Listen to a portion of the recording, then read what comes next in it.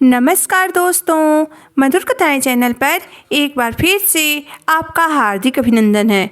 तो आज की मेरी कहानी का शीर्षक है बंटवारा। तो चलिए शुरू करते हैं आज की अपनी ये कहानी।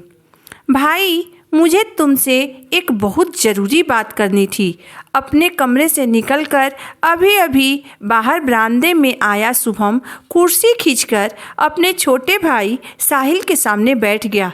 कभी सीधे मुंह अच्छे से बात ना करने वाले भाई शुभम का अचानक बदला हुआ व्यवहार देखकर साहिल को थोड़ा आश्चर्य हुआ, लेकिन वहीं बगल में बैठी अपनी माँ जानकी जी का लिहाज करते हुए उसने खुद को थोड़ा सहज करने की कोशिश की और बोला, भैया अब तो बंटवारा हो ही रहा है और वैसे भी आपके लिए जायदाद के बंटवारे से ज़रूरी तो कोई और बात नहीं हो सकती है।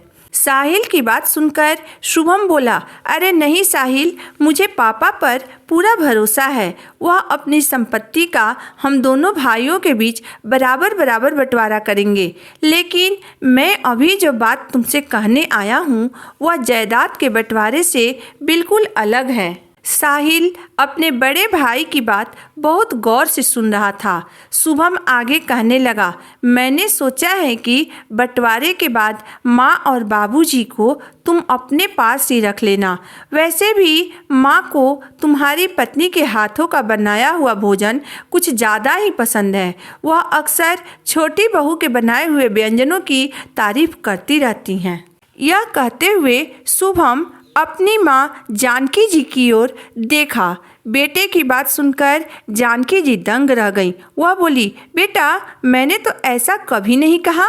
मुझे तो अपनी दोनों बहुएं एक जैसी ही लगती हैं और मैं उन दोनों को बराबर ही प्यार करती हूँ। यह सुनकर शुभम बोला, रहने दो माँ, अब बताने की ज़रूरत नहीं है, मुझे सब दिखाई देता है। जब से साहिल का विवाह हुआ है आपका मेरी पत्नी के प्रति नज़रिया ही बदल गया है। आपको क्या लगता है आप मुंह से नहीं कहेंगी तो क्या वह नहीं समझ पाएगी कि आपको किसका बनाया हुआ भोजन अच्छा लगता है और किसके बनाए हुए भोजन में आप सिर्फ कमियां निकालती रहती हैं। अपने बेटे के मुंह से अपने बहू के शब्द सुनकर जानकी जी अवाक रह गईं, कुछ कह न सकीं। लेकिन वहीं बगल में बैठे साहिल ने अपने बड़े भाई की बात बीच में ही काटते हुए बोला, भैया जायदाद में बंटवारा तो बराबर का हो रहा है, फिर माँ और पिताजी का खर्च मैं अकेले क्यों उठाऊं? छोटे भाई की बात सुनकर शुभम लगभग गुस्साते हुए बोला, तो तुम क्या चाहते हो? माँ और पिताजी का भी हम लोग आपस में बंटवारा कर लें? साहिल बोला, भैया मैं साफ साफ कह दे रहा हूँ, मैं माँ और पिताजी का खर्चा अकेले नहीं उठा सकता हूँ। छोटे भाई के इतना कहते ही शुभम बोला, ठीक है छोटे, बंटवारे के बाद माँ को तुम अपने पास रख लेना और पिताजी को मैं अपने साथ रख लूँगा। यह कहते हुए शुभम उठ खड़ा हुआ, लेकिन जानकी जी ने अपने बेटे शुभम का हाथ थाम लिया और बोली, बेटा माँ बाप का भी भला कहीं बंटवारा होता है क्या? माना कि साहिल छोटा है, ना समझ है, पर तुम तो समझदार हो ना, कुछ तो सोच समझ कर बोला करो। तब शुभम बोला, माँ जायदाद में जितना हिस्सा इसे मिलने वाला है उतना ही मुझे भी मिलेगा। मुझे कोई अलग से खजाना नहीं मिलेगा जो मैं आप दोनों का खर्च अकेले उठा सकूं।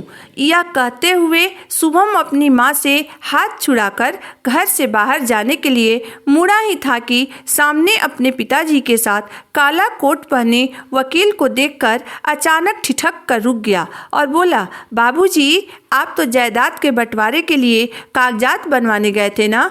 हाँ बेटा, कागजात तो मैंने तैयार करवा लिए हैं और वकील साहब को भी मैं अपने साथ ही ले आया हूँ। यह तुम दोनों को बंटवारे के नियम समझा देंगे। यह कहते हुए हरीश जी अपने दोनों बेटों के साथ वकील साहब के सामने बैठ गए और बोले, बेटा वकील साहब ने बंटवारे के जो कागजात बनवाए हैं उसके अनुसार मेरे जायदाद के 3 हिस्से होंगे। यह सुनते ही शुभम बोला, लेकिन बाबूजी हम तो 2 ही भाई हैं, फिर 3 हिस्से क्यों? शुभम की जिज्ञासा बढ़ी। हरीश जी अभी अपने बड़े बेटे की जिज्ञासा का कुछ निवारण करते उससे पहले ही वकील साहब बोल पड़े, बेटा कोर्ट के नियम के अनुसार आप दोनों भाइयों के साथ साथ एक हिस्सा आपके माता पिता का भी होगा। लेकिन वकील साहब, माँ और बाबूजी तो हमारे साथ ही रहेंगे ना, फिर उनका अलग से हिस्सा क्यों?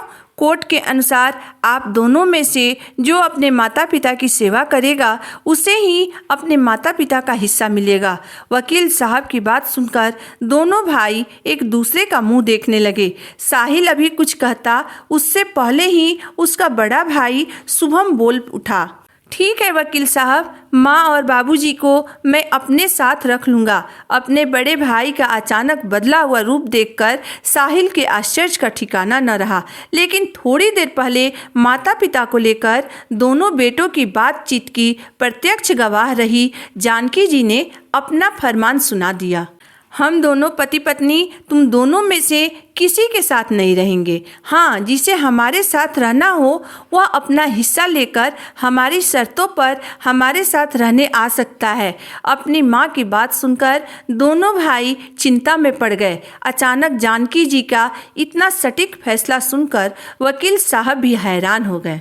लेकिन घर के भीतर की अनसुनी बातों का हिसाब रखने वाली जानकी जी का फैसला सुनकर हरीश जी भी मन ही मन अपनी पत्नी की समझदारी की तारीफ कर रहे थे और खुश भी थे कि आज उनकी पत्नी ने उनके दोनों बेटों की बोलती बंद कर दी है। तो दोस्तों, आज की मेरी कहानी यहीं तक थी। दोस्तों, माँ बाप कोई सामान नहीं होते हैं जिसका बंटवारा किया जाए।